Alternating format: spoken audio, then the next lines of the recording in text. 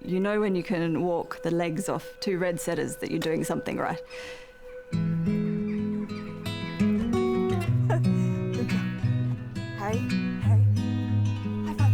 Oh, high five. We're just going a little bit through the trees now, and then we'll get to the top and we'll get a good view of Kerry.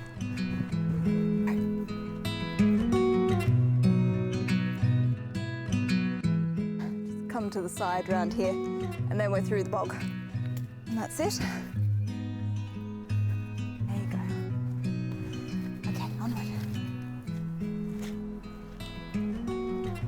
Nearly there.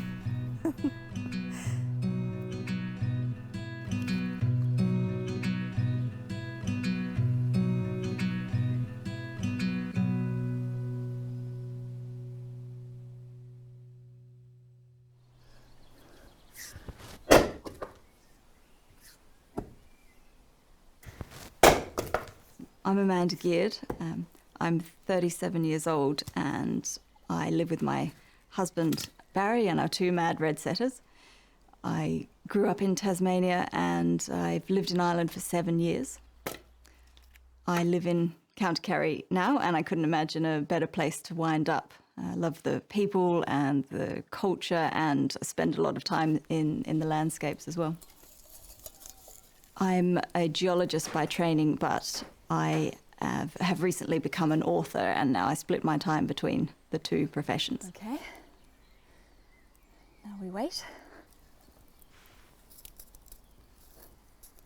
The first symptoms I had of ankylosing spondylitis was back when I was 19. I'm 37 now. And it was little more than an itch. And I thought at the time it might be a pulled muscle or bursitis, and I took a couple of paracetamol and just carried on because that's what you do. And I thought that the pain will go away.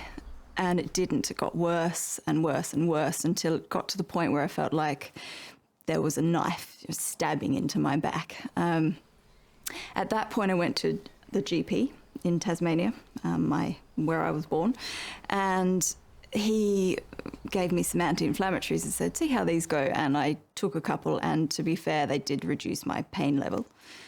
And I went back to him, and instead of trying to diagnose it, the response was, here's another script for a month of anti-inflammatories. And that began my 15-year-long love affair with this prescribed medication for an unknown illness. Come on. It was 3 years later when I had a really bad flare-up. The pain was unbearable and I couldn't walk. Come on. I actually went into emergency in a hospital in Tasmania and was eventually made it through the system to a rheumatologist who put me on a steroidal drip and reduced the pain a little, and we went through this process of trying to diagnose where this 3 years of pain had come from.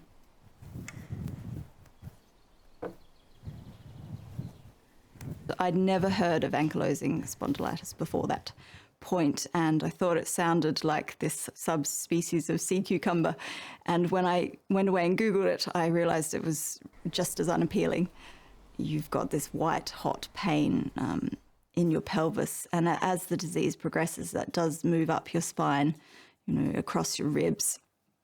And any twists or sideways movement really causes this unbearable pain where you do feel like you're in a vice to a certain extent.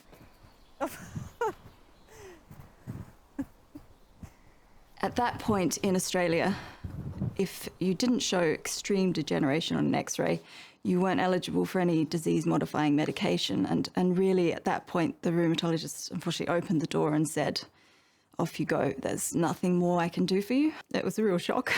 I was very sporty, really driven, and she said that I would be, it would degenerate to the point I'd be in a wheelchair. And it just was such a shock. But on the flip side, the beast had been named, and I felt like I had something to fight.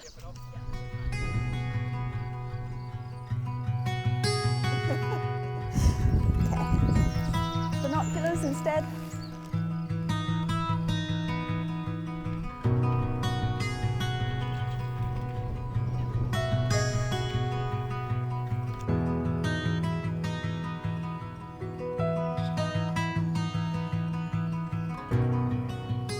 A few years after I moved to Ireland, I went to see my GP in Killarney, Dr. Linda O'Callaghan, on an unrelated matter, and I said, I was diagnosed 15 years ago with ankylosing spondylitis, but I don't suppose it matters, it is what it is. And she said, no, Amanda, it isn't.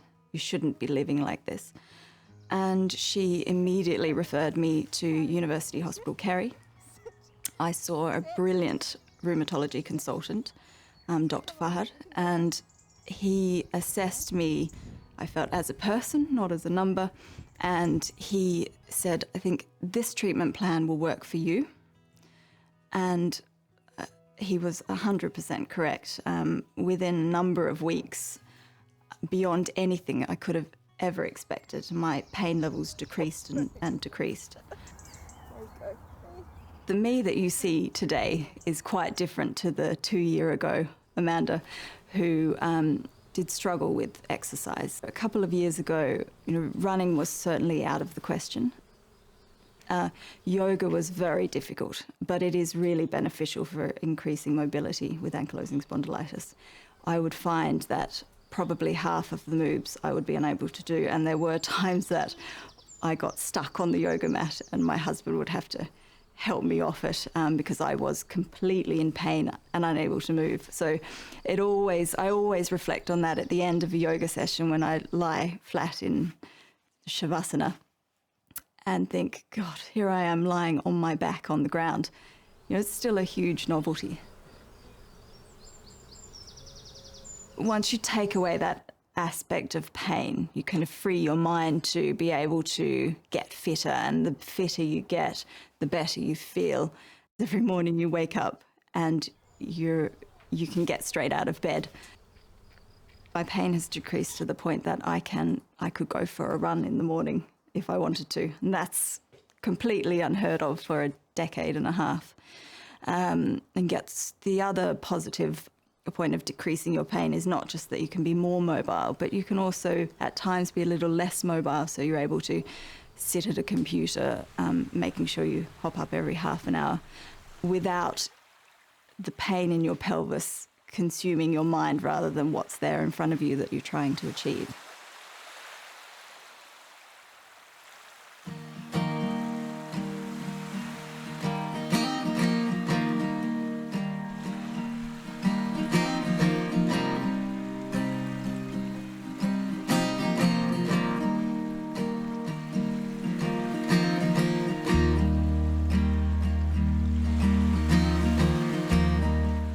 Swimming is fantastic for ankylosing spondylitis.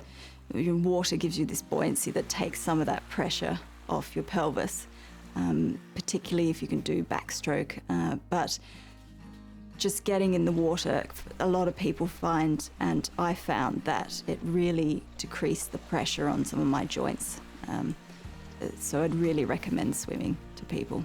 But honestly, if you can just get out and walk, it doesn't matter if you've got to have a stick or 2 sticks or whatever you need to do to just keep on moving. It really does help. Have a quick look at this video and see the things that I'm now able to do that for 15 years I wasn't able to do. And just use that as a light at the end of the tunnel. I think that's Bertie howling. But you really can improve things. I know there are dark days and sometimes you give in to them, but every day you do trust a little more, and you can not necessarily push yourself more, but you can try things that you haven't had a go at for such a long time. And I'd really recommend it.